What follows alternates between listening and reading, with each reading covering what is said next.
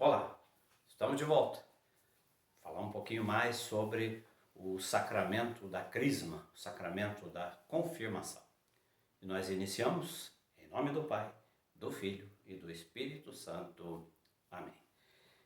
Então, no nosso último encontro, nós fizemos a introdução sobre o sacramento da crisma e, como sempre, a gente fala do embasamento bíblico do sacramento. O sacramento que é uma realidade do Novo Testamento, mas enraizado, fundamentado, alicerçado no conteúdo da Sagrada Escritura no Antigo Testamento. E nós falamos que os profetas anunciavam a vinda do Espírito Santo sobre o Messias, sobre Jesus.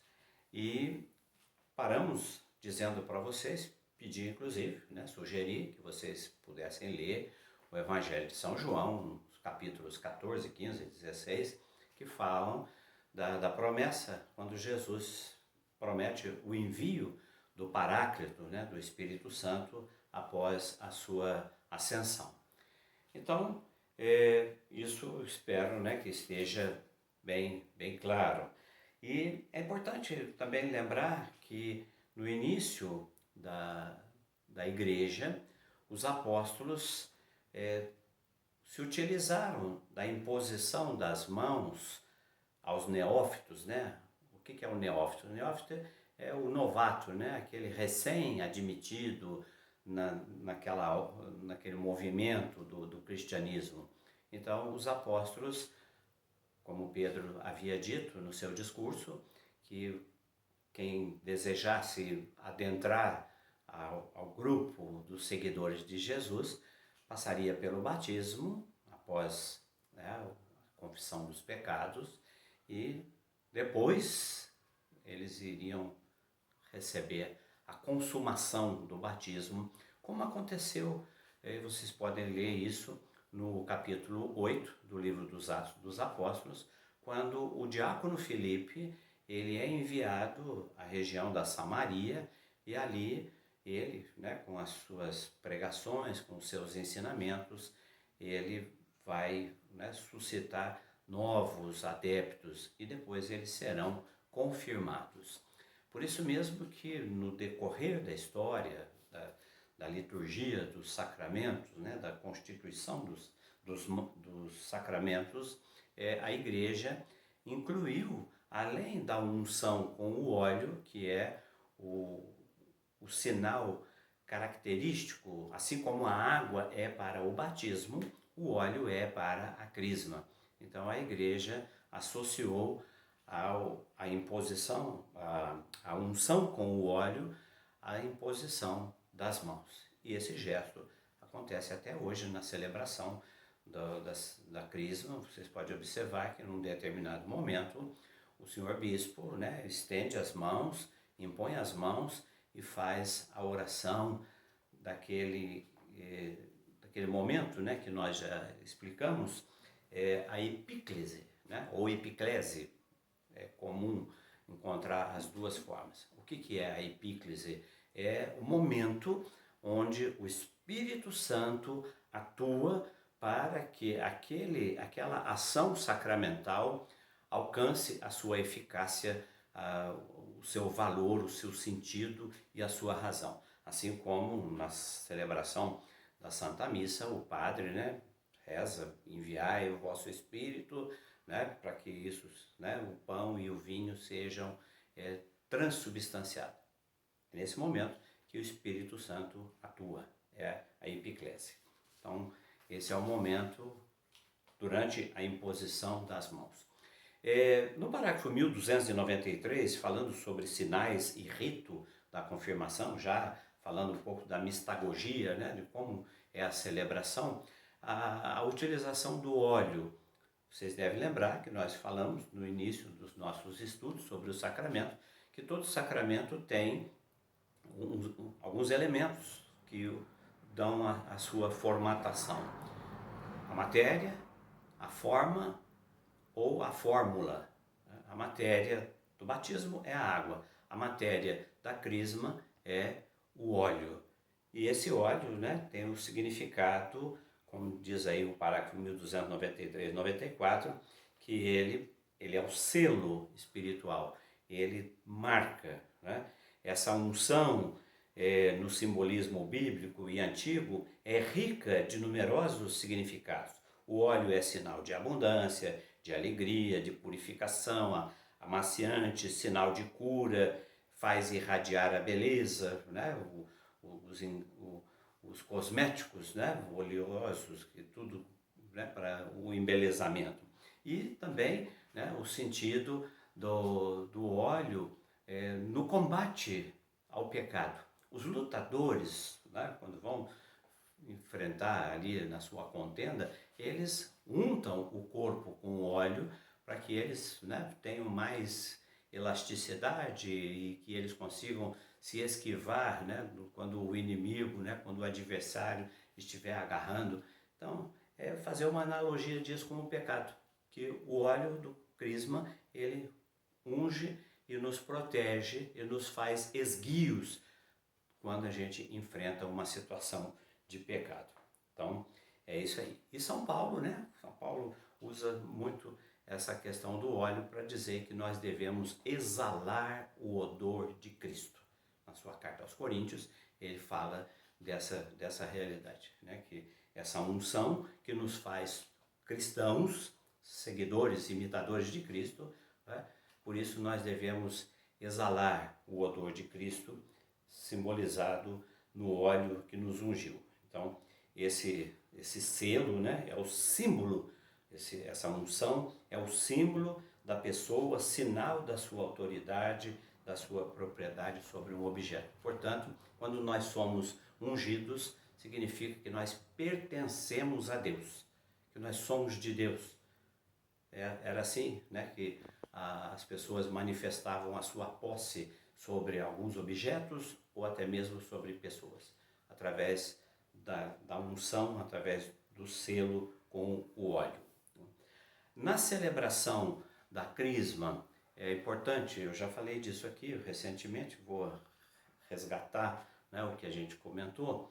É importante lembrar que para a celebração da crisma é fundamental o óleo que é, né, abençoado, que é santificado na missa da Quinta-feira Santa, a chamada Missa dos Santos Óleos, né, onde em cada diocese o bispo se reúne com o seu clero e ali ele celebra a missa onde o óleo do batismo e da unção dos enfermos é abençoado e o óleo da crisma ele é santificado. Falei para vocês, é um gesto muito significativo quando na ânfora, né, no jarro aonde vai o óleo, que será o óleo da crisma, o bispo assopra, né, é a ação do Espírito Santo, o ruá, o sopro da vida.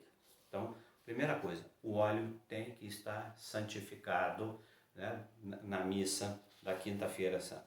E depois, esse óleo ele é distribuído para as demais paróquias e a cada celebração da crisma ele é usado na testa, né? O senhor bispo unge a testa de cada crismando, dizendo, né, recebei o Espírito Santo. Esse é o rito básico, né? Então, e diz assim também aqui o parágrafo 1298. Quando a confirmação é celebrada separada do batismo, como acontece no nosso rito romano, lembra da diversidade de liturgia? A liturgia do sacramento começa com a renovação das promessas do batismo. Então, quando é feito a celebração da crisma separadamente do sacramento do batismo, o rito, né, dentro da missa, é a partir da renovação das promessas do batismo. Quando é feito de maneira unitária, né, a celebração dos três sacramentos, batismo, crisma e a Eucaristia, aí o ritual é próprio, tá certo? E já falei aqui, parágrafo 1299, no rito romano, o bispo estende as mãos sobre o conjunto, o gesto, né, da epiclésia. No parágrafo 1302, 1303, fala dos efeitos da confirmação, os efeitos da crisma. E eu já mencionei no início, né, na apresentação do sacramento da crisma, que a crisma é o sacramento mais. Então, é o sacramento que nos enraiza mais profundamente na filiação divina. Pelo batismo somos feitos filhos, mas a crisma, né, ratifica, confirma. Ele nos une, né, o sacramento da crisma nos une mais solidamente. Cristo, né, é a videira, nós somos os ramos, e a crisma, né, nos faz mais profundamente penetrados nessa videira. Ele aumenta, né, mais os dons que nós recebemos no batismo. Os 7 dons do Espírito Santo que nós já falamos, que nós recebemos no batismo. E para entender é o seguinte, o sacramento do batismo infunde em nós os dons do Espírito Santo. E o sacramento da crisma faz com que isso possa e seja utilizado. Porque muitas vezes nós recebemos, mas não usamos. É como se a gente tivesse um barco, a vela, com a vela enrolada, descansada no solo do barco. Não adianta nada, né? Agora, quando você abre a vela, aí você consegue usar os benefícios do vento e ter uma direção que você pode seguir. O sacramento da crisma nos faz mais perfeitamente vinculado à igreja. E a última coisa aqui que ele diz, o sacramento nos dá uma força especial para difundir e defender a fé, como verdadeiros testemunhas de Cristo, para confessar com valentia o nome de Cristo e para nunca sentir vergonha em relação à cruz. É isso aí, leia aí, parágrafo 1302, 1303. Para terminar, quem pode receber o sacramento da crisma? Todo aquele que for batizado, parágrafo 1306, e que ainda não foi confirmado. Só lembrar, nós falamos aqui, batismo, crisma e ordem são sacramentos que só se pode receber uma vez. É o caráter indelével, que não se apaga. Então, o sacramento da crisma só pode receber quem não recebeu. Quem já recebeu, não tem como reiterar, não tem como, né, receber de novo. A questão da idade para se receber o sacramento da crisma é muito polêmico, é muito diversificado. Tem paróquia que adota 12, paróquia que adota 14, tem paróquia que adota mais, até menos do que 12, enfim. Porque a expressão utilizada é a idade da razão. E isso leva a essa subjetividade, né? Tem criança de 7 anos que tem muito mais razão do que um adulto de 20, 30 anos aí. Então, é questionável. Isso fica por conta do ordinário local, né? O bispo. E o ministro da confirmação. Quem é que pode celebrar a confirmação?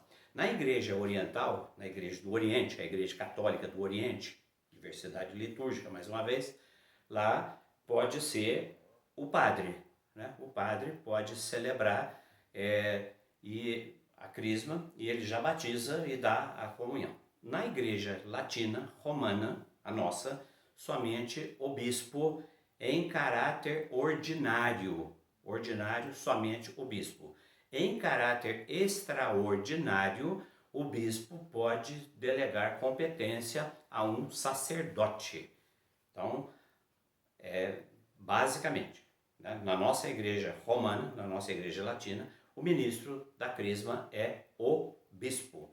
É o bispo que pode celebrar. Por isso que normalmente se junta todo mundo num dia só para que seja o bispo. Quando ele não pode, por motivos, né, vários, ele pode autorizar, delegar competência a um presbítero, né, que nós já tivemos várias vezes, o padre Felipe, por delegação de competência dada pelo Dom Fernando, ele foi o celebrante da crisma. Então, se um cristão estiver, para arrematar, se um cristão estiver em perigo de morte, todo presbítero, qualquer presbítero, pode celebrar e dar a ele o sacramento da confirmação. Então, em caráter extraordinário, todo e qualquer presbítero, mesmo que esse padre, mesmo que esse presbítero esteja suspenso das suas atividades sacerdotais. Tá bom? Então, é dar uma lidinha, lembrar aí das nossas conversas, qualquer dúvida, né? Entra lá, fala com a gente, para a gente ir esclarecendo. Voltamos em breve, ficamos por aqui. Em nome do Pai, do Filho, do Espírito Santo. Amém.